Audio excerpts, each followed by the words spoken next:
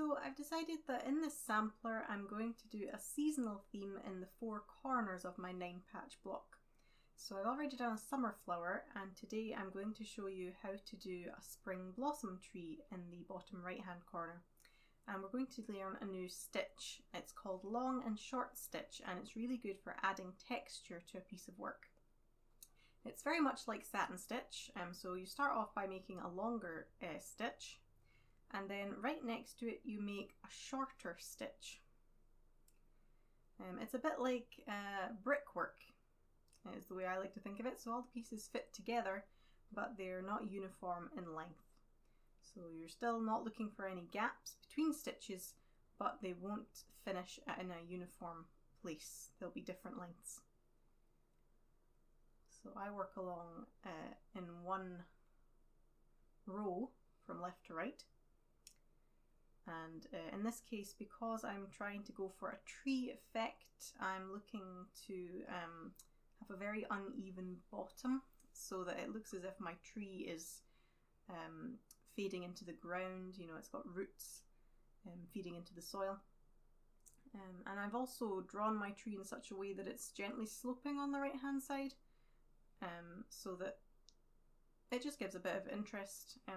But obviously my stitches, when I get to that part, will need to be much shorter, and I won't be building on top of them. But you can do your tree in whatever kind of shape you like.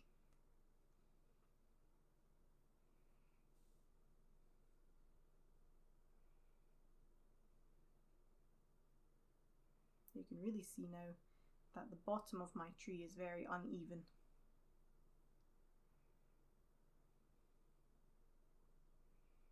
And although it's a bit less prominent because the stitches are close together, as in satin stitch, the top of my stitches are also very uneven. Obviously tree trunks start off wide at the base and get narrower towards the top. So this is actually quite an easy way to learn long and short stitch, because sometimes when you learn long and short stitch it's very easy to make gaps because it is so random seeming at times. So once you've gone as far as you want to on your first row, you can start building on top of the stitches you've made. So for every long stitch on top of that, you're going to do a short stitch. And then when you're on top of a short stitch, you're going to do a long stitch.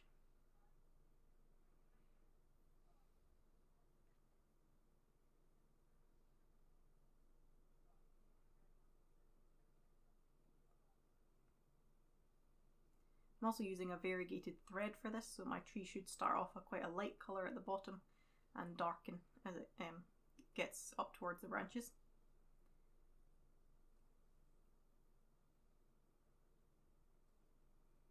So there's a long stitch on top of a short stitch, and then I'm going down to the top of a short stitch and making a long stitch there. Like I said, because the tree is getting narrower towards the top, you may find that you're skipping some stitches, but that's okay. Just try to add as much texture as you can. Try not to make it like satin stitch. That's not the look we're going for.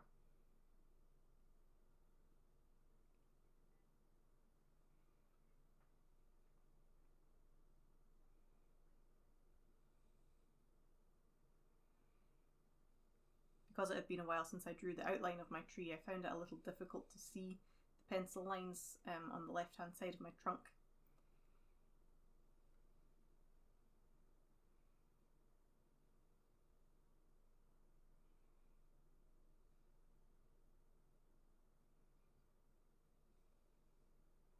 The way I drew my shape of my tree, I just, like I say, I started off with a very wide base. I made a sort of conical shape and tapered it right off, and then from that tapered part I just drew some squiggly lines as branches, and it looks very odd when you draw it in pencil, but it will look better. So I'm now going to finish off my trunk, and then we'll do back stitch on our branches, which we already know how to do. I've shown you in previous videos. So you leave a gap between your starting point and where your needle comes up, and then you go back to fill in the space. And this will take a while, so I've speeded it up. And I'll just go right along to this branch. I'll probably only do one branch and make sure that your tail isn't too short, because it'll pop out of your needle and you'll be re-threading it all the time. It's very annoying. But also make sure your thread doesn't get caught in your work. Makes finishing very difficult.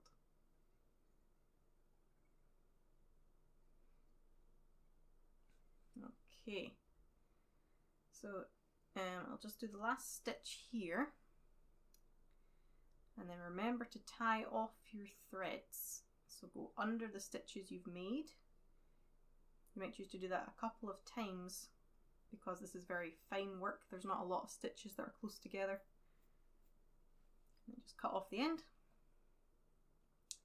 Then I'm going to switch to a ready threaded needle. I've used pink embroidery floss, and I've only used 2 strands here because this is a very small tree and we want our blossom to look delicate and in proportion to the tree. Now for the blossom we're going to do what's called a French knot. So bring your thread up to the front of the work, and then I find it easier to lie my hoop on a table or some other flat surface because you need 2 hands. Now people have different preferences. Some people like to wrap their needle around their thread, but personally I find it a lot easier to wrap my thread around my needle like this.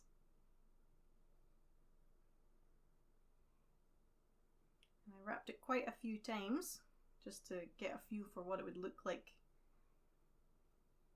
for the first one. And I've chosen a point right on the end of my branch, so you can see I've got a lot of thread wrapped around my needle there. And then you put it back into your work at exactly the same place as you came up, or as close as you can get, and pull it through. If you've wrapped your thread quite a few times, it might be quite difficult to pull through. Just be firm and gentle. It will go.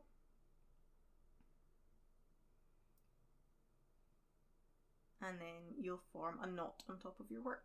You have to be quite slow and careful when you do these because obviously knots can look very messy. If you ever look at the back of a piece of embroidery, quite often there's a number of untidy knots. So we don't want the front of our work to look like that. We want it to be very intentional and neat. So I'm just going to make another blossom in the middle of my branch.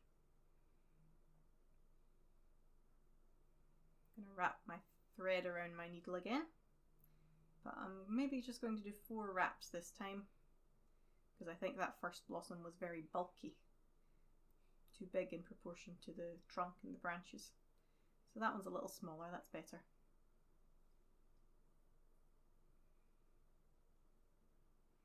Now maybe do one more on the end of this little twig. Again, wrap my thread around the needle. Aim for 3 or 4 times. Be careful not to wrap the whole loop of thread that you're holding around the needle. It won't be good. It will become very messy. So make sure you're only wrapping 1 thread. Just 2 strands of embroidery floss, not 4. Now I think this tree looks nice if you change from having pink to maybe having a mixture of pink and white. And I'm also going to do some blossom at the bottom so it looks as if the blossom is falling off the tree and onto the ground at the base. And that's how you make a spring blossom tree.